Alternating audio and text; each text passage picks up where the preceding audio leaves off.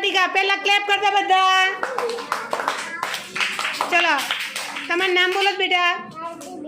તમારા ગામનું નામ. તમારું ગામ કયું છે બેટા? બોલો. હા, કયા ગામમાં રહો છો? જોસ્તી બોલો ભાઈ. ગોવિંદપુરમાં. પપ્પાનું નામ? Very good. ક્લેપ કરતા આરતી માટે. ચલો નામ બોલો.